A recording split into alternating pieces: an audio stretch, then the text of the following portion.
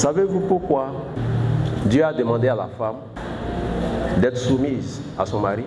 Et pourquoi il a demandé à l'homme d'aimer sa femme? Parce qu'en réalité, dans le fond, l'homme n'aime pas ou difficilement il aime. Et la femme n'est pas soumise en réalité ou difficilement elle est soumise. Et Dieu, en leur disant ces choses, c'est un devoir qui entre dans le cadre de l'accomplissement de leur mission. Parce qu'ils n'ont pas tous deux les mêmes missions. Voici pourquoi Paul est revenu sur cette question, l'homme de la révélation. Marie, aimez vos femmes. Femmes, soyez soumises à vos maris. Afin que cette réalité biblique, de la pensée divine, puisse se réaliser en vous. Pour que tu vois ta femme comme un secours qui vient de l'Éternel. Parce que l'homme a une tâche, l'homme a une mission. Et pour que sa mission puisse se réaliser et être dans la perfection, il doit s'attendre à l'homme, à la femme. Il ne doit pas négliger ça. Je ne suis pas en train de dire qu'il doit prendre sa femme comme Dieu, mais il doit regarder sa femme comme un instrument que Dieu utilise pour lui. C'est ça un vrai homme. Parce que ça, la création, c'est ça. Et pendant que vous êtes attrapés les mains, si tu as fait quelque chose à ta femme qui l'a blessée, tu commences à lui demander pardon. Non? Ils parlent à leur conjoint, leur conjointe. Vous pouvez aussi penser à ça. Ce que la nature sait, la création sait là. La création veut être témoin, veut vérifier, veut tester si vous savez ces choses-là. Parce qu'il y a des bénédictions, il y a des grâces qui sont dans cette union. Le mariage n'a jamais été une malédiction. Le mariage est une bénédiction. En dépit de tous les concepts qui naissent de génération en génération. Nous sommes dans une époque, dans des temps où les choses de Dieu vont être galvaudées, vont être massacrées, vont être profanées. Ce soir, il est question de restaurer ce que Dieu a institué. Le mariage n'est pas une institution humaine. Le mariage n'est pas sorti de l'ONU. Ce n'est pas parce que des parlementaires onusiens se sont assis, ils ont bien réfléchi, ils ont décidé que maintenant l'homme doit se marier. Dieu a fait le constat. Il dit il n'est pas bon que l'homme soit seul. Il dit l'homme en tant que Hada. Mais pourquoi aujourd'hui on trouve que l'homme doit être seul? À la limite, s'il ne doit pas être seul, il faut qu'il soit avec son camarade homme. Pourquoi? Pourquoi?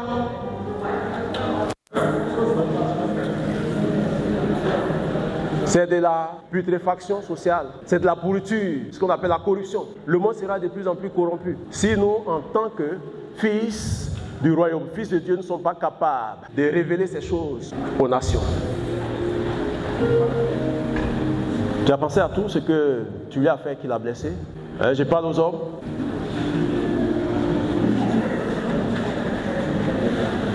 Vous aussi, vous pensez à votre situation.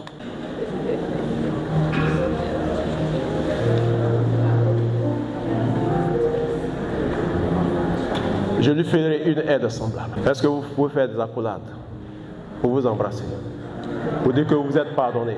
C'est pas encore fini.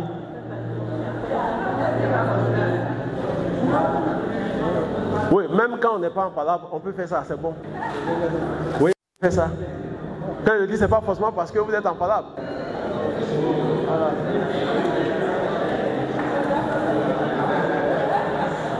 C'est pas forcément parce que vous êtes en palabre. Hein. Je sais qu'avec ce vieux couple, ils ont eu des expériences il y a longtemps, ils se sont réconciliés et puis bon, il y a des choses qui sont passées. 31 ans, vous voyez, 31 ans. Regardez la figure de quelqu'un pendant 31 ans. Ouvrez la porte pour que quelqu'un rentre à la maison pendant 31 ans. Mais c'est merveilleux ça.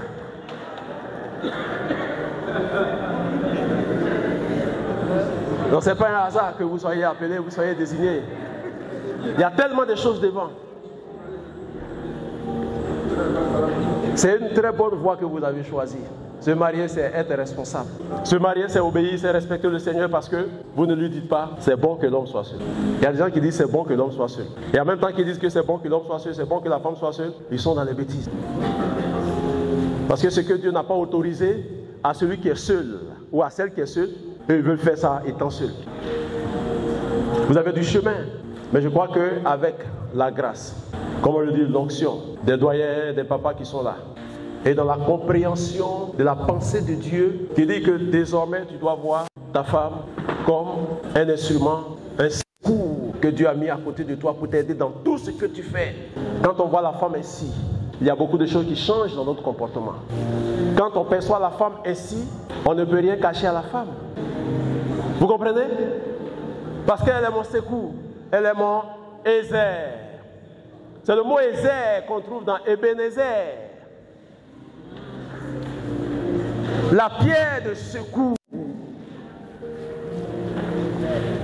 La pierre qui vient à mon secours, cette pierre, c'est ce qu'on appelle le rocher. Le rocher, c'est le Christ. Le Christ, c'est mon secours.